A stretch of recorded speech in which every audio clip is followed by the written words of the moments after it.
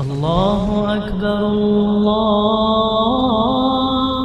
اکبر۔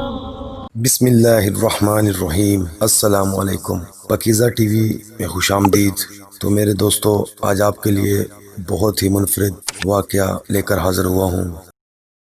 تقریباً 5,500 سال پہلے کی بات ہے۔ ایک بہت ہی زبردست قوم ہوا کرتی تھی۔ وہ لوگ سائنسی ترقی اور ٹیکنالوجی کے لحاظ سے ترقیوں کی معراج پر تھی۔ وہ لوگ پہاڑوں کو اس خوبصورت طریقے سے تراش کر مضبوط ترین محلات اور تعمیرات کیا کرتے تھے کہ آج کی سائنس ان کی عقل و دانش پر اش اش کر اٹھے۔ وہ لوگ اس قدر ذہین اور ماہرین تعمیرات تھے، اللہ کے مقابلے میں نعوذ باللہ جنت بنا دیا کرتے تھے۔ وہ انتہائی طاقتور، قداور اور جینیس تھے۔ اپنی انہی خصوصیات کی وجہ سے وہ اس دور کی سپر پاور کہلاتے تھے۔ اپنی ترقی، تعمیرات اور خصوصیت کی وجہ سے سرکش ہوتے چلے گئے۔ وہ خدائے وحدہ لا شریک کے وجود سے منکر ہو گئے تھے۔ انبیاء ان کو ہدایت کی بات سمجھاتے تو وہ ان کا مذاق اڑاتے، اذیتیں پہنچاتے، اپنی بستیوں سے تشدد کر کے نکال دیا کرتے تھے۔ وہ خطہ بہت سرسبز و شاداب تھا، لیکن جب ان پر عذاب نازل کرنے کا فیصلہ کر لیا گیا، ان کے ہاں بکرشین روک دی گئی، لیکن وہ پھر بھی باز نہ آئے۔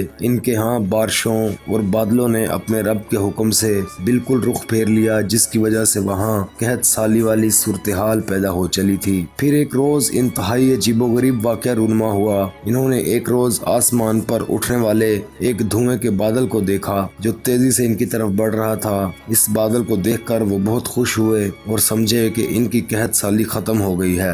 یہ بادل برسے گا اور ایک بار پھر ان کے ہاں ہر طرف ہریالی اور سبزے کا دور دورہ ہو جائے گا۔ لیکن یہ بادل قہر برسانے والا تھا۔ یہ وہ بادل نہیں تھا، بلکہ اس بادل نے سوائے ان کے مضبوط مکانات، محلات کے کچھ بھی نہیں چھوڑا تھا۔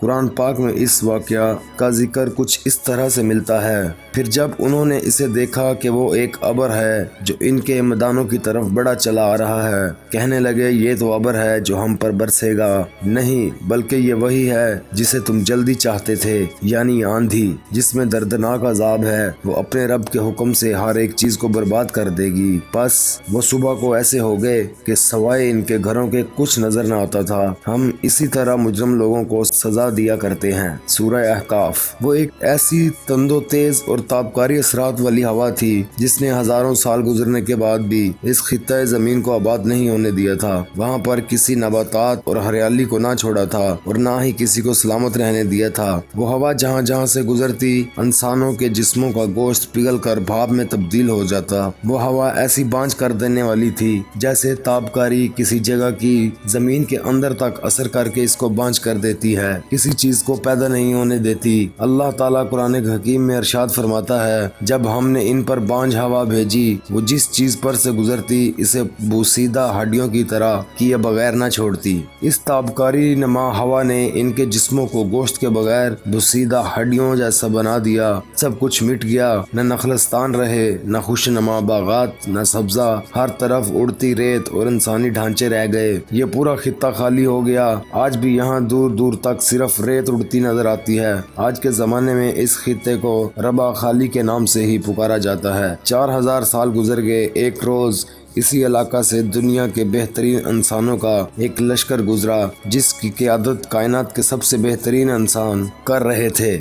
لشکر ایک طویل مسافت طے کر کے آ رہا تھا۔ اہل لشکر نے اس خطے میں کچھ کھنڈرات دیکھے تو وہاں کچھ دیر آرام کرنے اور کھانے پینے کا ارادہ کیا۔ وہیں ایک کنواں بھی موجود تھا۔ اہل لشکر نے کنویں سے پانی لیا، وہاں کچھ خشک لکڑیاں اکٹھی کی اور ان کو جلا کر روٹی اور سالن تیار کرنے لگے۔ جب دو جہاں کے سردار اور لشکر کے قائد کو اس بارے معلوم ہوا تو آپ نے اپنے ساتھیوں کو حکم دیا کہ کنویں سے نکالا ہوا پانی، پکائی ہوئی روٹیاں اور تیار شدہ سالن کو ضائع کر دو اور اس میں سے کچھ بھی نہ کھاؤ اور نہ ہی پیو۔ جتنی جلدی ہو سکے یہاں سے آگے نکل جاؤ، ورنہ تم سب پر بھی بلا آ سکتی ہے۔ یہاں پر ایک قوم کو عذاب دیا گیا تھا جہاں کسی چیز کو استعمال مت کرنا۔